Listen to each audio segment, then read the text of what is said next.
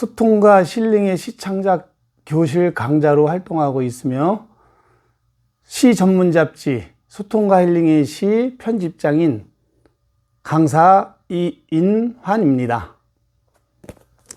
이게 2023년도 봄으로 냈고 격주간지로 격연간지죠. 1년에 2번 내는 거 봄, 여름, 호, 가을, 겨울을 계획을 출발한 첫 창간호입니다. 그동안 우리가 꾸준히 노력했던 이유 중에 한 가지는 제가 2018년도부터였나요? 12년부터 계속 연결됐던 부분인데 글쓰기 교실 강좌를 열면서 치유와 힐링, 그다음에 치유의 글쓰기 이런 걸 하다 보니까는 치유의 글쓰기로 가다 보면 너무 구체적으로 들어가기 때문에 상처받는 사람들이 많더라고요. 그래갖고 메타포를 향해 돌려 표현하는 시쓰기를 하다 보니까 효과를 좀 많이 봤어요. 저도 실제 좋은 일이 많았고 그런 경험을 바탕으로 삼아 소통과 힐링의 시창작 교실을 쭉 강의하다가 앞으로 2018년이었나요? 2020년도 막 그때 막 챗GPT가 나오고 막 초기 할 때인데 지금이야 이제 챗GPT가 상용화가 되고 있지만 그 무렵만 해도 막 초창기 좀 이제 앞으로 AI로 시 쓰는 시대가 올 것이다. 막 그런 얘기가 나왔을 때 그때 우리가 과연 우리 시 방향은 무엇일까 고민하는 과정에서 이천 지역에서 같이 이제 뜻을 같이 한 시인들과 이건 아니다. 그렇다면은 어차피 시집도 안 팔리고 하는 시대에 우리가 나가야 할 길 방향이 무엇일까 고민하는 과정에서 시를 쓰다 보니까 쓰는 나도 행복하고 읽는 사람도 행복하고 이런 풍토를 만들어가면서 시창작가 향후에 주체자로 쓰는 시창작을 해야지 뭐 시를 이렇게 발표만 해갖고 하면 읽어주는 사람도 없는 시대. 그런 시대에 과연 시를 냈어야 될까 고민하면서 그래도 같이 시창작을 이렇게 해나가면서 같은 문우들과 고민하다 보니까 행복하더라는 겁니다. 그래서 그 행복의 비법들, 시창작을 통해 행복을 추구할 수 있는 길을 찾자 해갖고 쓴 겁니다. 100세 시대의 행복을 위한 시 전문 잡지 출발을 했습니다. 벌써 3년 돼갖고 올해 6호를 냈는데 이제 앞으로 단계별로 이 책의 앞부분에다가 썼던 그런 내용들, 제가 특별 기록을 해나가면서 왜 소통과 힐링의 시가 필요한가 꾸준히 써나가고 있는 부분에 대해서 문우들과 공유했던 기록들 또는 같이 씻어가면서 행복을 추구했던, 행복을 구가했던 그런 모습들을 그려가면서 앞으로 지금 벌써 6호가 나왔으니까 매 해마다 중점적으로 다뤘던 부분에 대해서 이제 잡지를 소개하고 그 다음에 소통과 힐링의 시를 앞으로 밝혀나가기 위해서 그렇습니다. 어쨌든 1920년대 본다면 젊은 아이들이 애국물물을 먹은 젊은 학생들이 동인지 문화로 발달해가면서 우리 문단을 밝혔죠. 그렇다고 한다면 지금 이 시대에도 반드시 이런 문화가 있어야 되지 않을까. 시가 나아가야 할 올바른 방향을 제시하기 위해서 누군가는 노력해야 되지 않을까 해갖고 저와 매번 35명씩 모았는데 그래도 뜻을 같이 하는 문우들과 앞으로 AI 시대를 개척해 나갈 수 있는 길은 비전은 소통과 힐링의 시다. 그 방향을 맞춰갖고 여러분과 함께 하겠습니다. 오늘은 그 첫 번째 강의로다가 왜 소통과 힐링의 시인가? 그 부분에 대해서 한번 고민하겠습니다. 첫째, 소통과 힐링의 시는 시대의 요구입니다. 자, 그렇기 때문에 우리가 이 소통과 힐링의 시 동인을 같이 출발하고 잡지를 발간하는 이유가 있다. 그래 나가는 겁니다. 왜 그렇다면 소통과 힐링의 시를 시대의 요구로 봤을까? 그 첫 질문부터 나오는 겁니다. 2023년도, 지금은 상용화되었고 누구나 쓰고 있지만 2023년도 발간되기 직전만 해도 소수 일부만 챗GPT를 향해서 시를 쓰던 시절이 있었어요. 그때 이게 빨라지면은 앞으로 조만간 챗GPT로 AI로 시창작하는 사람들이 늘어나겠구나. 그 위기의식을 느껴갖고 그때 쓴 건데 벌써 지금 2년 지났는데 벌써 지금 상용화가 되잖아요. 지금도 인터넷 앞에 앉아갖고 챗GPT 앞에서 시 한 편 써주면 쫙 나오는 시들이 많이 나와 있고 지금 그나마 우리나라 사회에서 아직은 시인이다 하면 뭔가 이렇게 이미지가 좋고 뭔가 있는 사람 같아 느껴지니까는 너도 나도 시인 하면서 행사하는 사람들이 많은데 그런 사람들 중에서는 지금도 제가 보기엔 챗GPT로 시를 써갖고 내 시인양 공개하는 사람도 있을 거라고 봅니다. 그렇죠? 자, 그런 시대에서 우리는 왜 시를 써야 될까? 같이 고민해 보는 겁니다. 그래서 이거를 한 번쯤 우리가 깊이 생각해 보기 위해서 제가 여러분과 같이 문제 제기하기 위해서 들어가기 시작합니다. 왜 소통과 힐링의 시인가? 네, 저는 시가 다시 옛날 이전으로 들어가야 된다고 보는 겁니다. 지금 시창작은 패러다임이 대전환을 맞이하고 있습니다. 고전시, 현대시 이전이라고 한다면 고전시라고 하죠. 우리 개화기 이전, 일제강점기가 시작되면서 개화기가 됐는데 그 이전에 고전시라고 할 때 고전시에 쓰였던 시들은 거의 다 보면 뭐냐면 소통의 시를 쓰였던 거예요. 누구한테 판매하거나 뭐 이렇게 명예를 위해서 쓴 게 아니라 가까운 사람과 소통하게. 그러니까 시가 사람의 마음을 움직이는 그런 기발한 것. 그 다음에 내 마음에 상처가 있는 거 힐링하기 위해서 쓴 시. 그래서 힐링하기 위해서 어떻게든지 표현을 해야 되기 때문에 표현해서 자기 상처를 치유하는 시로 갔었던 건데 2000년대, 이제 1920년대 들어오면서 현대시가 발달하기 시작하죠. 근데 사실 엄밀하게 따진다면 1920년대 이런 시들은 젊은 학생들입니다. 그 당시 중학교, 일제시대 때 중학교 나올 정도가 된다면 있는 집안 아이들이에요. 그 아이들이, 그렇죠. 확실하게 우리가 중학교, 고등학교 생각해보면 됩니다. 20대 초반 뭐 이런 친구들이 서양 문물, 서양 문물을 받아들여가면서 외국시를 번역하면서 외국시의 번역 툴을 자기 우리 무대로만 바꿔갖고서 옛날엔 번안시라고도 하는데 사실 그런 유형으로다가 하는 경우가 많습니다. 그렇게 해갖고 이제 놓여졌던 부분일 때 그때까지만 해도 뭐였어요? 소수였죠. 말 그대로 뭐 10명, 15명 자기네끼리 즐기기 위해서 쓴 겁니다. 누구에게 보여주기 아니라 자기네끼리 써갖고 문집을, 동인지를 만들어갖고 자기네끼리 공유하고 동인지 찍어봤자 몇 부 찍지 않잖아요. 그럼 이 사람들 쓸 때 뭘 쓰겠어요? 어쨌든 엘리트들이 뭘 하겠어요? 내가 외국 문물을 배워왔고 외국 문물을 우리나라에 소개시킨다는 어떤 그런 사명감도 있었을 겁니다. 엘리트 의식이 있었던 거죠.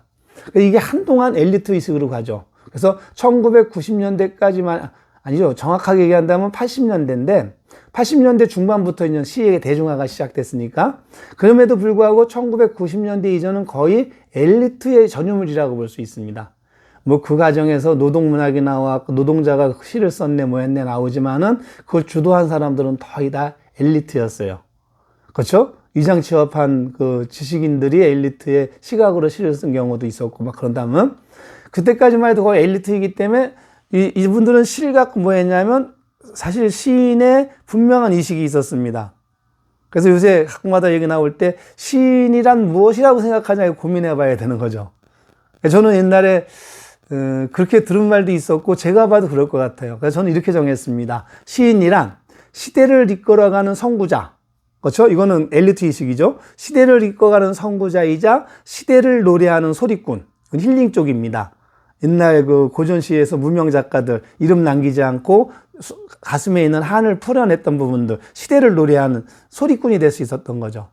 그래서 시인이란 엄밀하게 따진다면 시대를 이끌어가는 선구자이거나 시대를 노래하는 소리꾼이 되는 부분인데 사실 90년대까지만 해도 거의 제가 보기에는 시대를 이끌어가는 선구자의 역할을 하지 않았을까. 그렇기 때문에 문단 발전자도 그랬습니다. 뭐 순수시와 참여시가 대립을 한다고 하지만 결국은 그런 내용이잖아요. 시는 순수해야 된다 내세워갖고 자기 영역 지키려고 하는 거고 시는 참여문학을 해갖고 이 대중을 일깨우는 데 가야 된다. 결국 어떤 식으로 가더라도 엘리트 의식이 반영된 문학이었죠. 그러다가 이제 80년대 이제 민중문학 들어가고 하면서 노동자의 삶 속을 그려야 된다 하면서 조금 들어가는 부분이 이제 소리꾼 시기였죠. 근데 이제 이런다면 이런 겁니다. 외전 고전 시만 해도 가슴에 있는 한을 풀어 쓰기 위해서 익명으로 발표하고 노래를 만들어 버렸어요. 그렇기 때문에 됐습니다.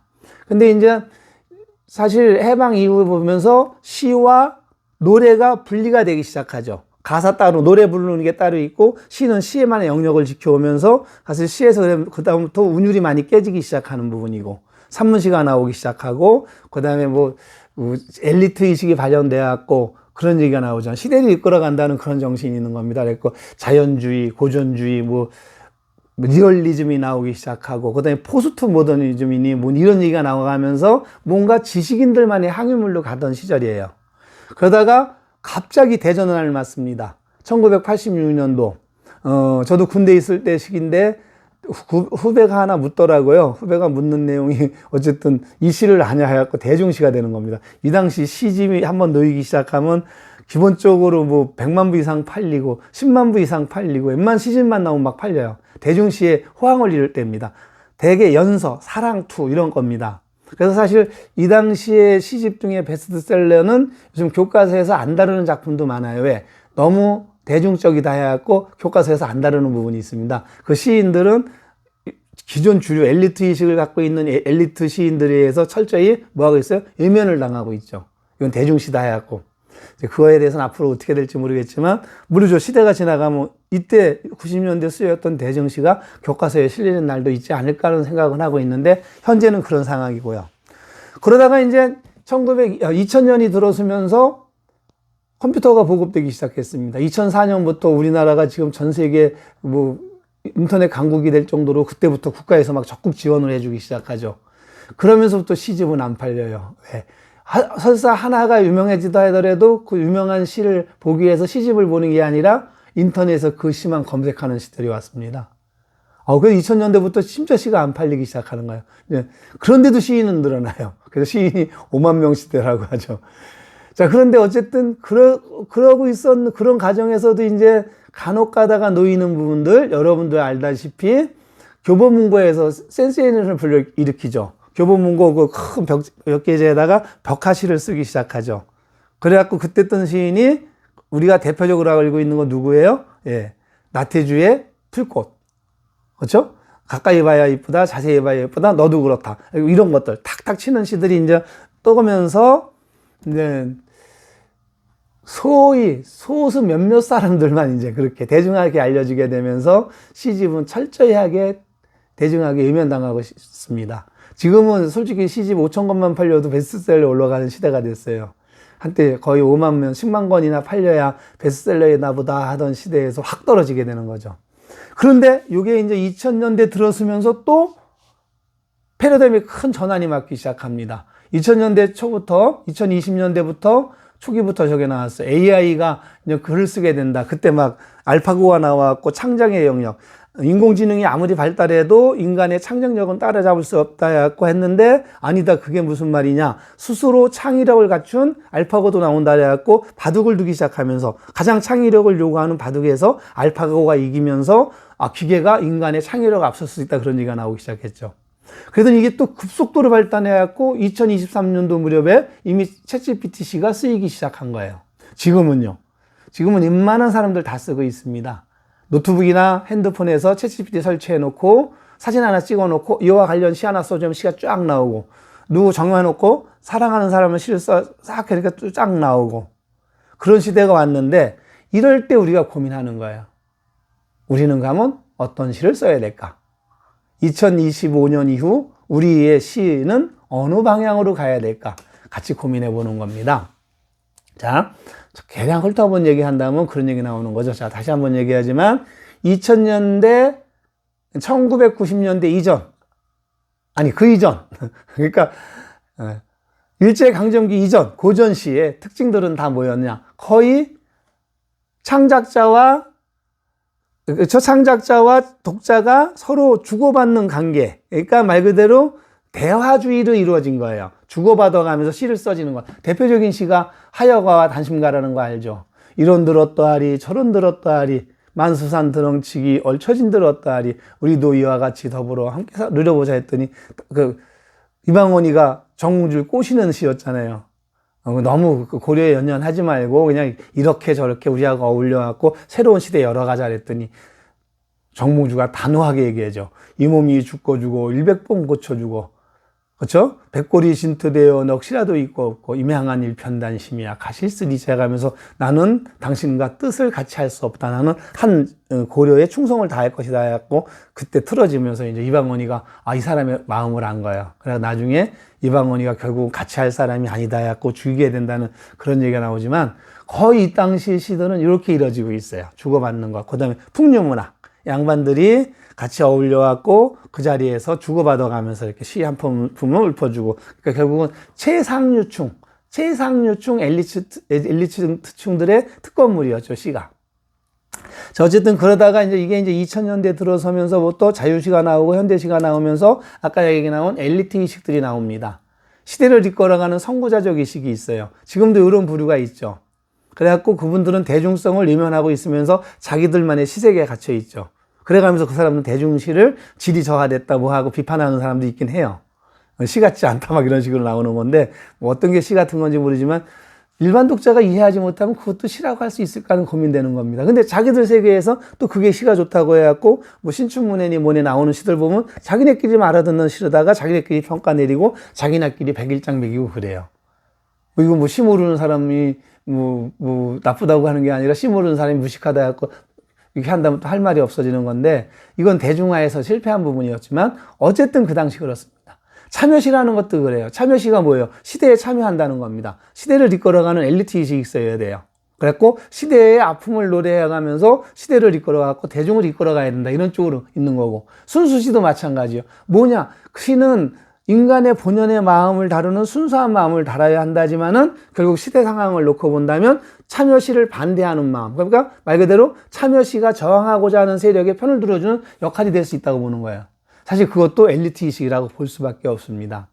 자, 이런 시기가 됐었는데 1986년대로 들어오면서 갑자기 시 대중화가 이루어지기 시작했습니다. 쉬운 시들이에요. 대표적인 게 서정윤의 홀로서기. 그 다음에 이런 거 너의 언을 그려봐 그걸 뺀 만큼 너를 사랑해. 아주 그냥 감성시. 그 다음에 요거는 슬픈 우리 젊은 날이라는 시인데 저도 이때 6집까지 다 사서 봤던 기억이 납니다. 저기 화장실 낙서시 또는 저 동아리방 낙서시 젊은 애들이 써놓은 낙서시 갖다 옮겨놓고 시 쓰는 거예요. 근데 이때는 뭐든지 시만 내놓기로 했다면 거의 10만 부 20만 부 팔리고 그랬었어요. 요거 한 100만 부 넘게 팔렸을걸요. 어쨌든 그런 작품들이 있었습니다. 그 깜빡이었어. 그때가 진짜 그 다음부터 시인이 대중화가 되면서 웬만한 사람들이 시집을 다 내기 시작한 거예요. 좀 시가 쉬워졌고 감성시 비판도 받죠. 시가 너무 쉽다. 시의 형식을 못 갖췄다. 막 이런 식으로 직설적으로 자기 감정을 노래한다. 막 이런 것도 있지만은 어쨌든 비판을 받고 있지만은 그럼에도 불구하고 독자들은 이 시를 사랑하기 시작하면서 엄청난 홍수를 이룹니다. 그때가 저는 그 10년대, 그러니까 1986년대부터 2000년대까지예요. 그 컴퓨터가 보급되기 전까지. 그때만 해도 시집이 엄청 많습니다. 거의 100만 부 이상 팔린 작품들이. 그런데 이제 2004년인가요? 컴퓨터가 보급되면서, 인터넷 강국을 내세우면서 김대중 대통령 때부터였죠. 막 그 컴퓨터를 보급시켜 가는 과정에서 그때부터 진짜, 시는 진짜 안 팔리더라고요. 심지어 저희 같은 경우 있습니다. 우리 출판사에서 낸 출판인데요. 석당 윤석구 선생님의 늙어가는 길이라는 시예요. 이 제목만 한번 인터넷에서 검색해보면 나옵니다. 지금 많은 사람들이 100세 시대를 앞으로 간다 해갖고 많은 사람들이 이걸 낭송시로 애창하고 있어요. 그래서 유튜브라든가 네이버 이런 홈페이지 같은 데서 늙어가는 길만 쳐도 벌써 낭송하는 사람들이 엄청 많이 보고 있습니다. 이 책 우리가 냈거든요. 이것도 방송까지 탔었거든요. 방송에 김한숙의 제목이 뭐였죠? 어쨌든 그 방송까지 나왔고 거기서 낭송까지 돼갖고 노출이 됐기 때문에 그때 주문이 확 들어와 책을 찍어놨는데 실제 팔린 거는 한 200여 개, 300여 개밖에 안 팔려요. 지금도 안 나가요. 그러면서도 인터넷 뒤져보면 수없이 확산되고 있어요. 그럼 이 시는 어떻게 보느냐? 예. 독자들이 인터넷 검색해가면서 자기 필요한 시만 취득해서 보게 된다는 거예요. 시집은 안 팔립니다. 그래서 시로 먹고 사는 시대는 끝나갔습니다. 절실하게 느끼고 있습니다. 심지어 이 시집은 늙어가는 길은 100세 시대에 나와서 방송까지 타기 시작하면서 몇몇 사람을 봤어요. 지금도 인터넷에 저희들이 이거 지우냐고 노력은 했지만 못 지운 부분 하나가 황혼술이라고 인천에 사는 용인에 사는 어떤 원로 시인이 썼다는 이름으로 나왔던 것 같은데 어쨌든 황혼술이로 토시 하나 안 갖고 나온 시가 있어요. 그래갖고 가끔가다 요새도 어떤 사람이 보면 이렇게 보내요. 그 사람의 이름으로 쓴 늙어가는 길로 토시 하나 안 바뀐 시가. 야, 이렇게 시인 대중화 시대에 이런 일이 벌어지는구나.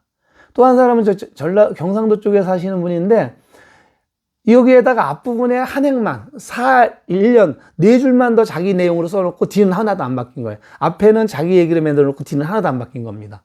이런 시들이 난무하고 있어요. 남이 거 표절의 의식도 없고 그냥 막 베껴 쓰고. 근데 이런 거 어떻게 알았다고요? 요새 유튜브를 통해서 워낙 유명한 시다 보니까 이게 뜨다 보니까 이 얘기가 저희한테 첩보가 들어오는 거예요. 이 시가 암만 해도 이상하다 봐달라고 뒤져보면은 토시 하나 안 바꾸고 어떻게 그렇게 그런 시를 쓸 수 있을까?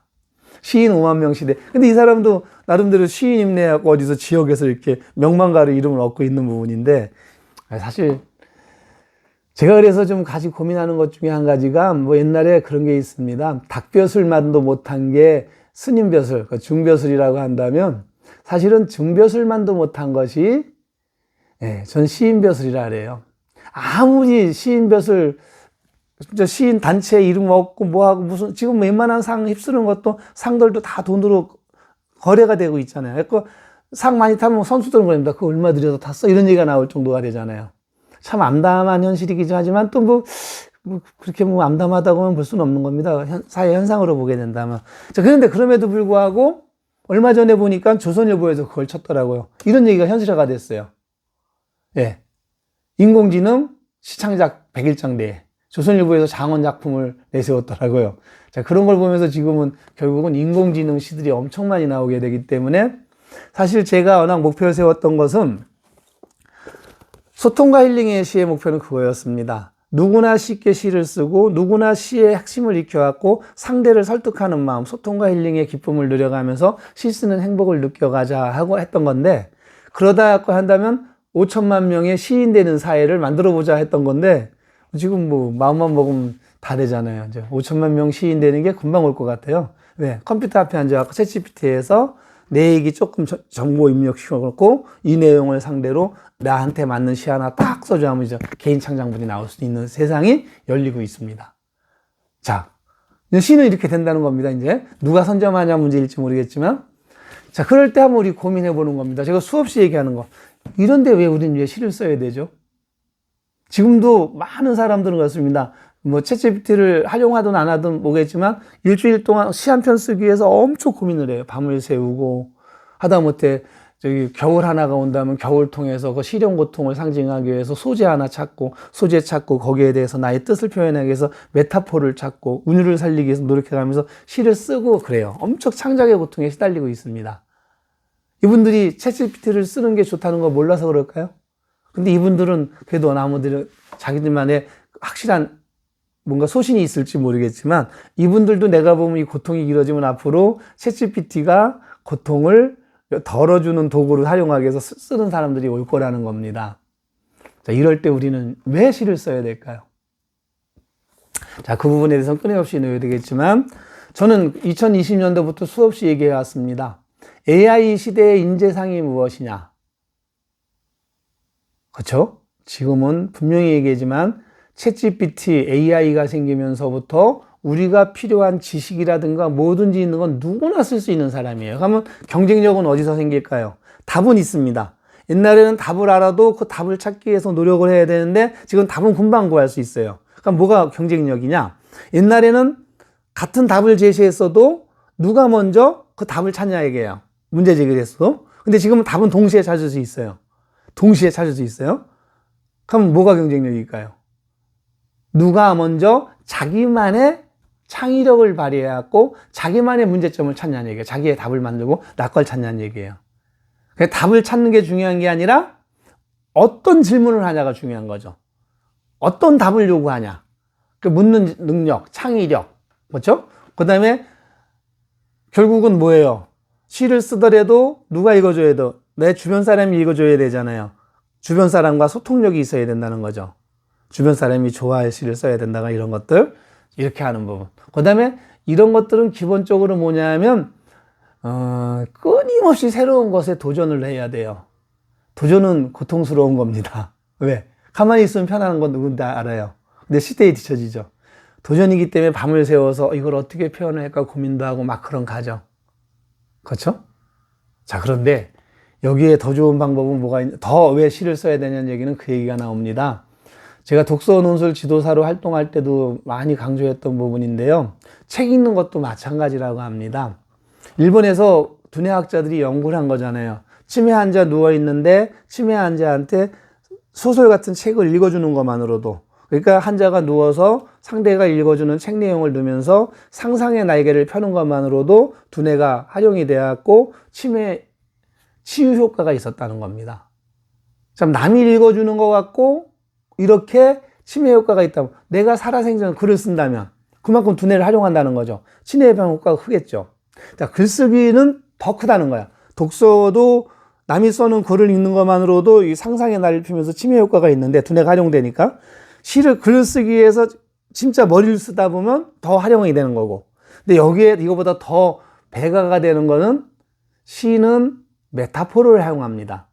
나는 너를 사랑한다 한마디 하는 게 아니라 그 상대의 마음을 얻기 위해서 더 기발난 발상을 하죠.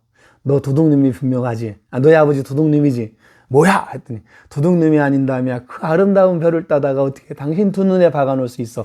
남이 표현하지 않은 자기만의 표현을 상대에게 어필해갖고 상대의 마음을 얻는 기법으로 쓰는 게 시잖아요. 그만큼 메타포 활용하기 때문에 그게 곧 뭐가 되냐면 두뇌 개발이 될 수 있다는 거예요. 그래서 저는 요새 시창작 교실 하면서 항상 그 얘기를 합니다. 시를 왜 써야 되냐고요? 좋게 말하면 두뇌 개발을 위해서, 직설적으로 말하면 늙어서 벽에 똥칠 안 하려면 시를 써야 됩니다. 평상시 두뇌를 활용하는 기술을 발휘해야 됩니다. 이렇게 해서 시를 쓰자고 하죠. 근데 의외로 재미있습니다. 일주일 동안 고민하시는 분들이, 저도 그런 경험 많이 했고요. 고민하다가 어느 순간 딱 가다가 신발 신고 나올 때도 착상했던 시 발상이 딱 또, 이거구나 하면 이 기쁨의 표정이 달라요. 그래서 시 공부하시는 분들이 뭐가 있냐면 그 고통은 알겠어요. 창작하기 과정. 근데 창작 결심을 가져왔을 때 기뻐하는 표정을 보면 그 과정. 창작의 기쁨을 누리는 경우도 있지만 자기만의 독특한 그 시어를 발견했을 때 기뻐하는 것. 그 다음에 그 시를 가져와갖고 어차피 우리는 주변 사람이 좋아할 시자라는 거잖아요. 주니까 바로 그 중에서 긍정적인 피드백을 받게 되니까 더 시를 쓰는 행복감을 느끼게 될 수 있다는 거죠. 그래서 저는 앞으로 시는 소통과 힐링의 시로 가야 되는 거고, 어차피 지금 시대는 그렇게 됐다. 누구나가 시창작가 향유의 주체자가 되고 있다. 뭐가 있기 때문에. 챗GPT. 그래서 저는 무조건 챗GPT를 활용하는 걸 나쁘다고 볼 수는 없다고 봐요. 시대가 발달했는데 아직도 모내기 하기 위해서 딱 쭈그려 앉아갖고 모내기 하는 것보다, 그렇죠. 컴바인으로다가, 컴바인이 아니고 뭐죠? 벼 심는 거? 그 기계로다가 쫙 한 번에 심는 거하고, 이항기로다가 한 번에 심는 거하고, 그와 같은 여기로 본다면 시 한 편 만들기 위해서 일주일 동안 고민하는 것보다 조금 도움을 청해갖고 좋은 시 쓴다면 나쁘다고 볼 수만은 없는 거잖아요. 그런데 궁극적으로 인간으로서의 나의 가장 인간다움을 나타낼 수 있는 이 두뇌를 개발해갖고 나만의 창의력을 발휘하기 위해서는 가급적 그래도 스스로 생각하는 능력을 키우기 위한 연습으로라도 한번 창작의 고통을 한번 즐기는 쪽으로 가는 게 우리 또 소통과 힐링의 시의 방향입니다. 그래서 기본적으로 본다면 소통과 힐링의 시는 앞으로 두뇌 발달과, 그렇죠? 소통력을 키우고, 그 다음에 내 안에 있는 속에 있는 것을 갖고 있는 상처를 가만히 갖고 있으면은 그게 트라우마가 되고 남하고 소통을 방해하는 그 좀 안 좋은 모습이 되지만, 이걸 잘하면은 오히려 소통이 잘 되고 나만의 장점이 될 수 있다는 얘기입니다. 여러분들 알다시피 이번에 한강이, 이때 그 개업만 아니었으면 한강 노벨 문학상이 많이 나와줘야 되는데 한강 노벨 문학상 탄 이유가 뭐였어요? 역사적 트라우마에 치유라 했잖아요. 이 트라우마가 세계인들한테 엄청 관심이 있는 겁니다. 역사적 트라우마라는 것은 사회적인 트라우마예요. 그렇죠? 지금 우리나라에는 세 가지 부류의 트라우마가 있다고 봐야 되는 건데 이 부분에 대해서 나중에 한 번 더 급히 다뤄보겠습니다. 그럼 트라우마라는 건 뭐냐? 여러분들도 아실지 모르겠지만 트라우마는 과거에 어쩌던 안 좋았던 경험을 갖고 그 경험 때문에 상처가 안고 있으면, 그걸 풀지 못하고 상처를 안고 있으면 그와 비슷한 상황을 만났을 때 이성적인 사고 행동을 못하는 거예요. 동물적인 반응으로 피한다든가 그냥 인상을 쓴다든가 뭐 해갖고 더 상처를 받게 되는 경우예요. 우리 이런 경우 많이 보잖아요. 옛날에 어떤 사람이, 한 사람이 그런 사람이 있었다는 겁니다. 아버지가 없다고 했는데 꼭 가면 아버지 얘기만 하면 이 사람은 승질내는 거예요. 근데 솔직히 요새 아버지 없는 사람이 한둘인가요? 아버지 없다는 걸 잘 표현만 해준다면 상대한테 오히려 야 아버지 없이도 잘 자랐네 갖고 호응을 받을 수 있는 부분인데 그걸 못 받아갖고 오히려 자기 상처를 간직하고 있는 것만큼 품고 있는 것만큼 소통력이 부족하게 되고 마음에 상처는 있게 되고 더 큰 상처가 돼가면서 오히려 힘들어지는데 그렇다고 해서 이걸 아무한테 떠벌리다 보니 상처를 드러냈더니 더 큰 상처가 들어오는 거고 그렇죠? 떠올리다 보니 한때 글쓰기 치유가 이거를 하고자고 했고 글쓰기 치유를 표현하자고 했는데 글이라는 것은 또 누군가는 또 읽게 돼 있습니다. 읽은 사람이 더 큰 상처를 받게 되고 그래서 그때 제가 고민했던 부분이 시유로다가 살짝 돌려서 표현한다면 우리 사회는 아직은 동병상련 이런 것들 인지상정이라는 부분이 있어갖고 비슷한 아버지에 대한 아버지 없이 자란 아픔을 대해서 글을 썼더니 진짜 아버지 없이 자라온 친구들이 위안을 받고 소통을 하게 되면서 그 사람들이 오히려 힐링을 하게 되면서 그런 사람 독자를 만나가면서 나도 힐링하는 과정으로 들어가는 것. 이런 부분은 앞으로 강좌에서 계속 다루겠습니다. 어쨌든 앞으로 소통과 힐링의 시의 방향은 가장 한국적인 것이 가장 세계적이듯이 가장 한국적인 트라우마를 다뤄왔고 가장 세계적인 문학인 노벨문학상을 탔듯이 한강이 가장 개인적인 것이 이제 가장 세계적인 거 할 거예요. 왜? 가장 개인적이라는 걸 가만히 보면은 거의 뭐예요? 인류의 보편적인 정서예요. 가정 문제라든가 아버지 문제라든가 사랑 문제라든가 그저 남녀 간의 사랑이라든가 자식 문제라든가 이런 거예요. 이건 전 세계인이 누구나 공감할 수 있는 내용들입니다. 이런 내용들을 잘 시로 표현한다면 나는 내 안에 있는 트라우마를 치유할 뿐만 아니라 같은 아픔을 안고 있는 사람들이 접하게 된다면 같이 힐링이 되고 소통이 되는 그런 자리로 갈 수 있다는 것. 그래서 저는 가장 개인적인 시가 가장 세계적인 시로 되지 않을까라고 그런 날이 올 거라고 저는 확신하고 있습니다. 앞으로 그렇게 될 거라고 봐요. 사회적인 트라우마만 세계문학상으로 가는 게 아니라 그래서 한때는 옛날에 개인적인 트라우마로 그것도 어떻게 보면 사회적인 트라우마일까요? 그 엄마를 부탁해라는 신경주계 시인이 미국에 많이 팔리고 막 세계인들의 가슴을 울렸을 때 그 엄마가 한글을 몰라갖고 문명으로 겪는 그런 내용들을 쓴 거잖아요.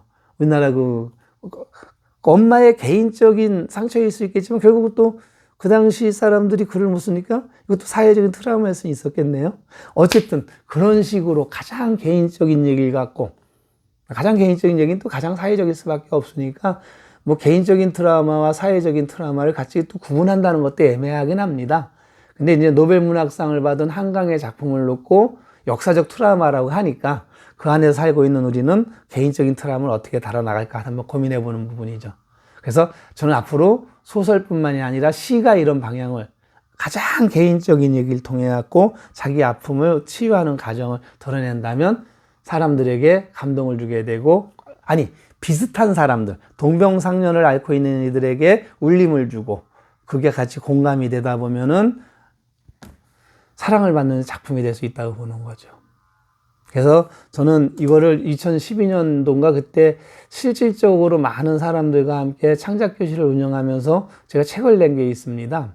요거는 다음에 그 당시 스토리 펀딩이라는 게 있었는데 펀딩에 참여해갖고 그 다음에 글 계속 올려놨다 스토리 펀딩 올려놨고 그 작품을 모아서 만든 작품집이에요. 그때 느낀 것 중에 한 가지가 시가 된다. 시가 분명히 소통과 힐링 속에 우리의 행복을 추구해주는 부분이 된다. 그리고 지금은 또 실제 제가 강의를 하면서 잡지를 발행하기까지 저에게 힘을 준 문우들을 만나면서부터 시는 분명히 좋은 시를 쓰다 보니까 좋은 시가 되고, 그렇죠? 아픈 시는 진짜 쓰다 보니까 발표에 대한 두려움이 있어갖고 상처에 대한 두려움이 있어갖고 찢는 경우도 생기지만 결국은 그걸 운유적으로 메타포로 표현하다 보면은 그것도 또 하나의 힐링이 되고 충분히 우리 시대에 앞으로 2025년 AI 시대, 그러니까 AI의 도움을 얻더라도 나의 스토리를 가미한 시를 같이 AI에게 도움을 얻어 쓰게 된다면 그건 나만의 창작품이 되게 된다면 본인이 써놓고 본인의 작품에 빠져들어갖고 자기 힐링하는 기회가 올 수 있다는 거예요. 표현이 되니까. 그 다음에 또 내 작품을 읽어줄 사람은 누구예요? 나와 가장 가까운 사람밖에 안 돼요. 지금 시인 5만 명 시대라고 하는데 몇 명이나 읽어요? 옛날에는 그다음에 80년대만 해도 저 같은 경우도 국문과 나왔습니다. 적어도 국문과 문학 지망생들은 시집을 사서 읽었어요. 근데 지금은 되게 보면 시 쓰는 사람들도 남의 시집을 안 읽어요. 워낙 많이 홍수 시대를 이뤄갖고 막 책이 들어오니까 이거 또 나왔어 막 이런 식으로 얘기하는데 어떤 거는 말 그대로 시의 형식도 지켜지지 않은 작품이 많습니다. 근데 물론 앞으로 이런 건 없어지겠죠. 왜? AI가 써줄 테니까 시의 형식, 메타포 이런 것들은 더 기계적으로 갖춘 작품들이 나올 거예요. 그래서 지금같이 무분별하게 나온 시보단 더 좋은 시가 나올 건 분명하지만 그럼에도 불구하고 우리가 고민해야 할 것은 당신이 이렇게 시 써갖고 누가 있냐는 얘기예요. 내가 시 써갖고 읽을 사람이 누구예요? 제 경험으로 보니까 저와 가장 가까운 사람, 전 어머니였습니다. 어머니와 두 딸이 있는데 저희 어머니가 30년생인데 벌써 돌아가신 지 한 10년은 넘었습니다만 제가 첫 시집을 내렸을 때 엄마가 저에게 했던 말 기억이 나요. 제가 이런 걸 알고서 일부러 어머니에 대한 시를 많이 썼어요. 엄마하고 소통하겠다고. 그래서 어머니의 소통에 대한 어머니 시를 많이 썼더니 30년 되니까 한글도 제대로 배우지 못한 분입니다. 글도 잘 못 읽는 줄 알았는데 어느 날 제 시집이 있는 걸 보고 나서 어머니에 대한 시를 읽은 거예요. 그리고 제 옆으로 와서 제 손을 딱 잡더니 이나나 엄마만 하냐 그럴 때 야 엄마는 내 작품을 읽는구나. 그래 앞으로 그러면 엄마가 좋아할 작품을 많이 쓰자 하고 첫 작품집이 아버지 어머니 그리움 사랑이었어요. 어머니에 대한 시를 좀 많이 썼습니다. 그리고 그 다음에 놓여지는 게 저 힐링 차원으로 제가 아버지하고 한테 맺힌 게 많아갖고 아버지 얘기를 한번 시를 써보자 해갖고 아버지를 쓰고 그러다 보니까 나도 두 딸을 키운 아버지더라고요. 그래서 아버지의 신선한 삶이 결코 만만하지 않았던 거였구나 해갖고 저의 신선한 아버지의 삶을 그리기 위해서 아버지로 산다는 시 두 딸을 위해서 두 딸용이라고 볼 수 있는 부분인데 그렇게 쓰고 나가면서 좀 작품 해가면서 지금은 더 많은 문우들을 만나니까 저를 알아주는 사람들이 많으니까 더 조심스럽잖아요. 그분들과 소통하는 시를 쓰면서 행복을 추구하고 있습니다. 그래서 제가 추구하는 내용 중에 한 가지예요. 우리 소통과 힐링의 시. 처음에 아주 길게 썼습니다. 행복해서 시를 쓰는 게 아니라 행복한 시를 쓰니까 더 행복한 일이 생기더라. 근데 이걸 굳이 행복해서 쓸 수도 있기 때문에 캐치프레이즈 정할 때 앞부분을 뺐습니다. 그래갖고 뭘 쓰냐면 행복한 시를 쓰니까 더 행복한 일이 생기더라만 쓰고 있습니다. 그래서 행복한 시를 쓰니까 더 행복한 일이 생기더라. 소통과 힐링의 시의 방향. 첫 번째, 창간호에서 왜 우리가 소통과 힐링의 시를 시집이 팔리지 않는 시대, 잡지는 더 말할 것도 없는 시대. 지금 얼마 전에 보니까 오래된 잡지, 센터라는 잡지도 이제 폐간을 앞두고 있게 된다는데 그만큼 책이 안 팔리는 시대. 웬만한 글들은 AI가 대체하는 시대에 우리는 왜 시를 써야 될까 하는 답을 한번 찾아보고자 합니다.